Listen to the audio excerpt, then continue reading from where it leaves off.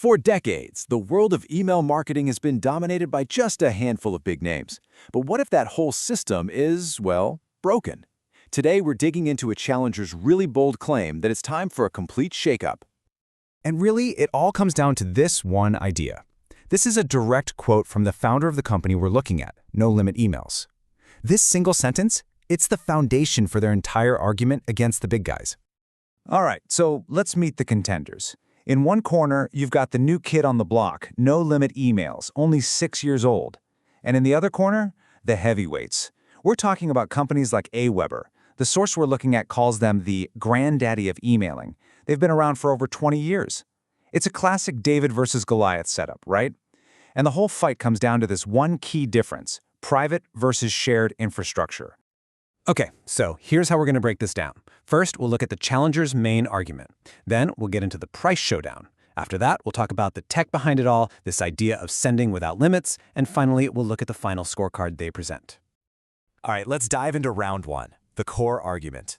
So the whole idea here, the entire premise from this challenger is that the way we've been doing email marketing forever is just broken.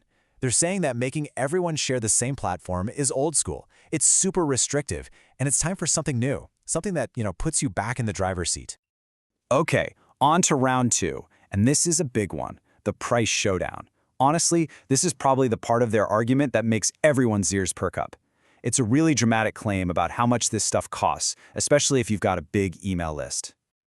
So to make this real, let's use the example from their own breakdown. A list with 100,000 subscribers. And you're going to want to pay close attention here, because this is where the numbers get pretty wild. And boom, here it is. This chart really gets to the heart of their money argument.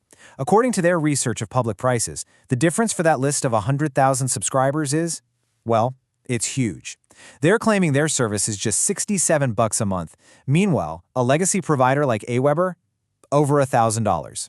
That's not just a little more expensive, we're talking more than 15 times the cost.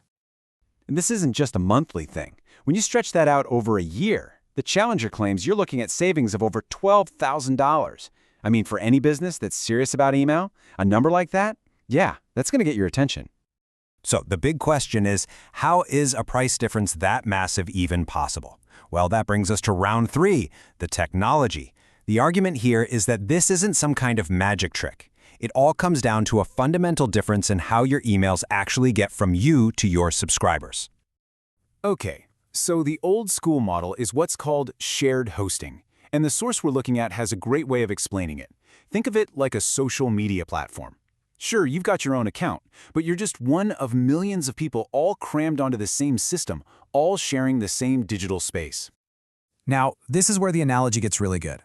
They say shared hosting is like renting a room in a massive apartment building. You might be great, but your reputation can get dinged because of your noisy neighbors, other people on the platform who might be sending spam. But private infrastructure, they claim that's like owning your own house. It's your own private address, you have total control, and you're not sharing it with anybody. And apparently, owning your own digital house comes with some other major perks. Which brings us to round four. The idea of sending emails without all those typical limits, the ones that kind of punish you for growing your list. And to really hammer this point home, the source asks a pretty provocative question. What if you could send 1 million emails all at once? They frame this as something that's just next to impossible to do on one of those standard shared platforms.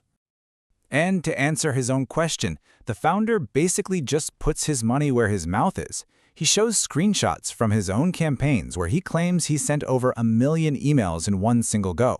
Like he says, the proof is right there in the pudding. But this freedom they talk about isn't just about sending a ton of emails. The argument goes deeper. It's about being able to upload gigantic lists, even those old dead lists you had to ditch because they cost too much to keep, and not get slammed with extra fees. And here's the real kicker. Every single email you send is building the reputation of your domain, not the provider's. All right, we're in the final round now, and here the creator tries to seal the deal with what he presents as some outside validation. To do this, he pulls from two sources, an AI analysis and customer review sites.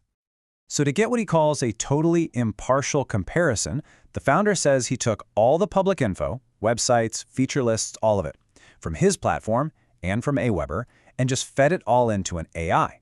Then he asked it to score them, head to head. And these are the results he shared. According to him, the AI gave his platform a nearly perfect 9.8 out of 10 for price efficiency. Aweber? Just a 3.0. I mean, that one factor alone had a huge impact on the final score, with the challenger getting an 8.9 overall versus the incumbent's 7.0.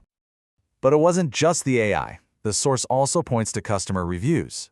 He claims that when you look at Trustpilot scores, No Limit Emails is rated a whole point higher than Aweber, which is pretty interesting considering they've been in business for 20 fewer years.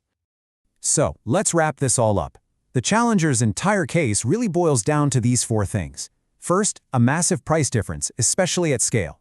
Second, the value of having more control with a private infrastructure. Third, freedom from all those typical sending and list limits. And finally, what they're showing as positive comparisons from both an AI and actual customers. And that really leaves us with one big final question to think about. For modern marketing, right now, what's actually more valuable? Is it the established legacy of a platform that's been around forever, or is it the absolute control and freedom promised by a newer, more disruptive model? I think at the end of the day, the answer to that really depends on what you and your business are trying to build.